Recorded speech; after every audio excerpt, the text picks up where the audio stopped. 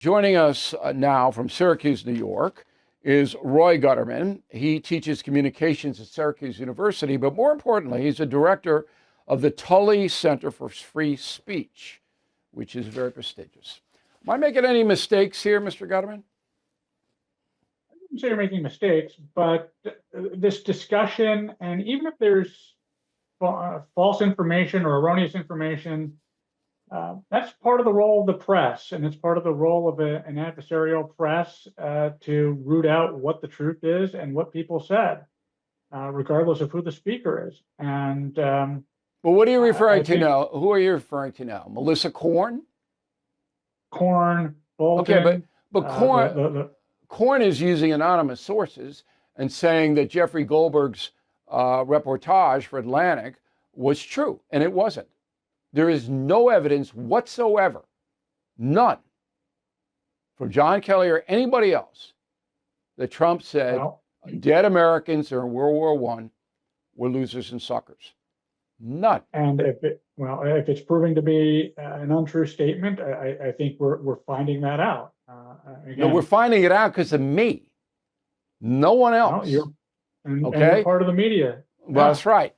And Korn puts this in the paper yesterday, trying to bolster Goldberg's profile when Goldberg, in my opinion, is a far left weasel. But that's my opinion. And as an analyst, I'm entitled to it, as you know. But let's look at the bigger picture here. I told Clay and Buck on the radio today that if I had been Jeffrey Goldberg and I had been inadvertently admitted to this national security conference, I would have listened in.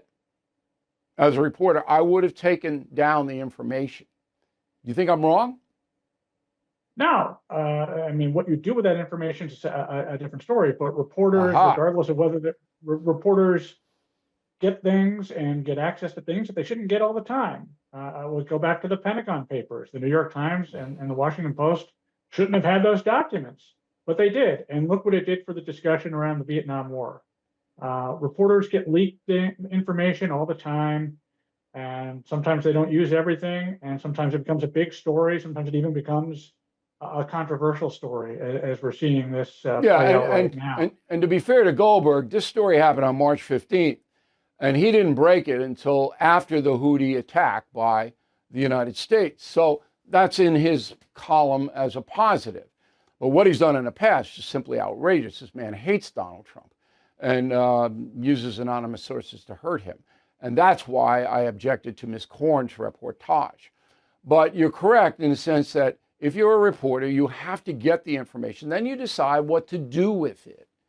And I wouldn't put it out because obviously the U.S. military is involved. Now, this kind of a situation, do you see it as a scandal?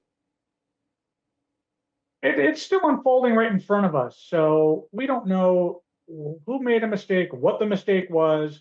All we know is a reporter got access to a classified meeting that he shouldn't have had access to. Don't you think the FBI should be interviewing the reporter and find out what the deuce is going on? I'm never a fan of law enforcement coming after reporters. So, how can you protect national security then? If there was a glitch in the national security system that allowed this guy to get on a ban, don't you think the FBI should know about it? I think the FBI has the resources to find out exactly what happened without going to the reporter. I think the reporter is the last person who knows. Why would you object to that? If I were a reporter, I'd answer all the questions honestly. I wouldn't be offended. I'd expect the FBI to show up.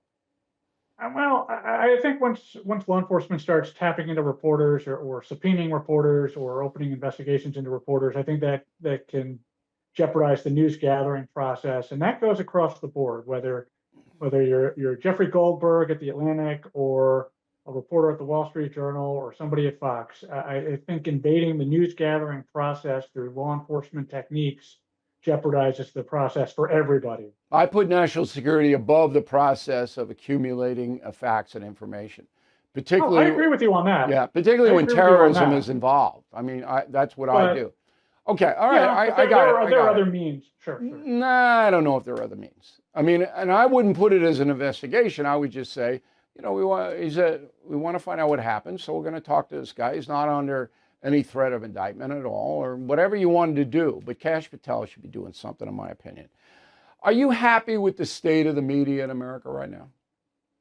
I mean, I'd like to see more media, to tell you the truth. I think it's extremely discouraging to see independent media, particularly local media across the country, get consolidated and go out of business or cut their news haul.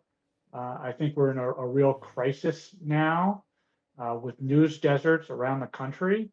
And I think readers, citizens, and the democracy itself can be imperiled without good, independent, mainstream media. And again, this is local, it's national, it's everywhere. I don't see any independent media in the corporations that are running the shows now on television and radio. I don't see any independence at all. Do you? No, local media, particularly television's been bought up and consolidated. And they do what they're told. These people do what they're told. You do what the boss tells you. Yeah, because they want to make money. It's all about money, not about information flow. It concerns me greatly also, and this goes right to Syracuse University and the younger people who are interested in journalism and communications. There's no editors on the internet.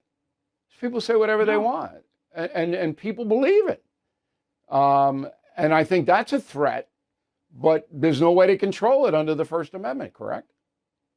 The First Amendment gives us a lot of protection, even protection to be wrong, even protection to be hateful.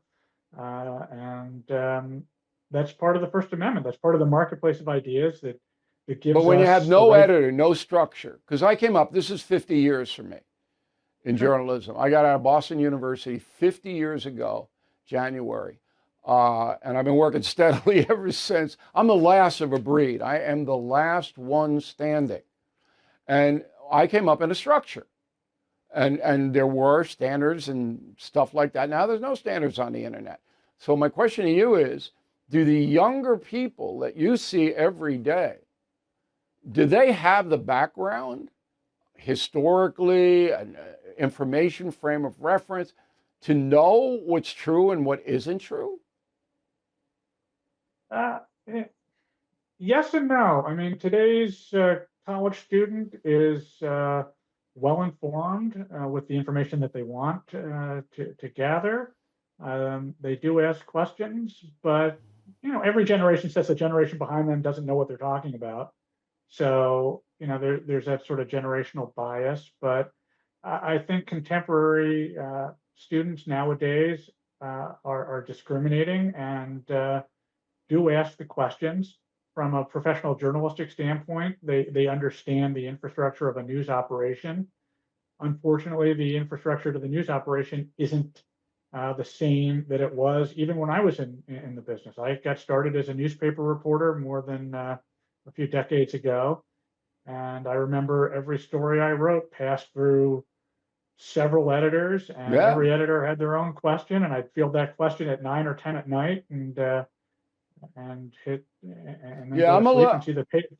I'm a little bit worried about the collapse of the public school system. Doesn't teach civics and history anymore, so that the J students, when you say, hey, Trump is appeasing Putin, everybody goes, yeah, that's right, that's right. Well, FDR did the same thing at Yalta.